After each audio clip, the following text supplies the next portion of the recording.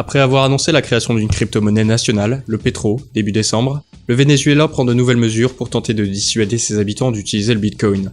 L'une de ces nouvelles mesures, c'est la création d'un registre en ligne sur lequel les mineurs de crypto-monnaies seront tenus de s'enregistrer. Pourquoi certains Vénézuéliens minent-ils du Bitcoin ? Depuis un certain temps, le pays est touché par un phénomène d'hyperinflation. La monnaie vénézuélienne, le bolivar, s'est terriblement déprécié et dans le même temps, les prix ont fortement augmenté. Pour certains Vénézuéliens, le Bitcoin est devenu un moyen d'accéder au marché international. Cependant, pour pouvoir faire des achats en Bitcoins, il faut déjà en posséder. Et pour ça, il y a deux manières évidentes de s'en procurer. En acheter ou en produire. Vu l'impressionnante chute du pouvoir d'achat du bolivar ces derniers mois, acheter des Bitcoins avec cette monnaie est devenu très compliqué, d'autant plus que le prix du Bitcoin a explosé. Pour rappel, un Bitcoin coûtait environ 1000 $ début 2017 contre près de 18 000 $ mi-décembre. Certains Vénézuéliens ont donc décidé de se tourner vers le minage.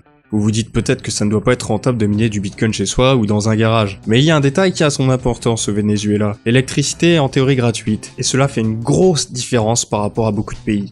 Les crypto-mineurs vénézuéliens n'ont donc pas à se soucier du coût de l'électricité, mais plutôt de la puissance de calcul de leurs machines et de la surveillance de l'État.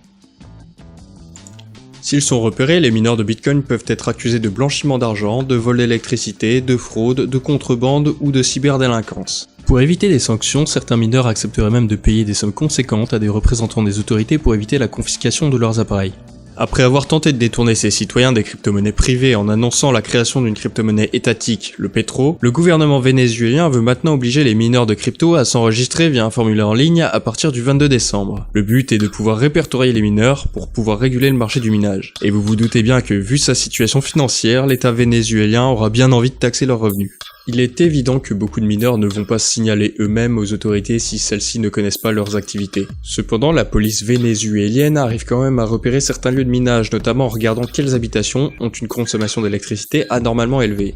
Pour les Vénézuéliens qui ont beaucoup d'appareils de minage, cacher cette activité aux autorités risque d'être un peu plus difficile. Cependant, il n'est pas certain que les nouvelles règles imposées par le gouvernement soient efficaces. Pour rester discrets, certains mineurs pourraient simplement disperser leurs machines à plusieurs endroits, ou encore choisir de miner dans des locaux d'entreprise plutôt que chez eux. Il faut malgré tout préciser que miner des crypto-monnaies n'est pas illégal au Venezuela, vu qu'il n'existe pas de vrai cadre juridique. Les autorités vénézuéliennes savent bien que les crypto-monnaies sont devenues un moyen de contourner les sanctions internationales, et même un moyen de survie pour certains. Cependant, vu la situation économique du pays, il est probable que le gouvernement veuille aussi sa part du gâteau, et le gâteau, c'est le minage de crypto. Cette vidéo est maintenant terminée, j'espère qu'elle vous a plu, n'hésitez pas à vous abonner à la chaîne si ce n'est pas déjà fait, et à très bientôt pour une prochaine vidéo.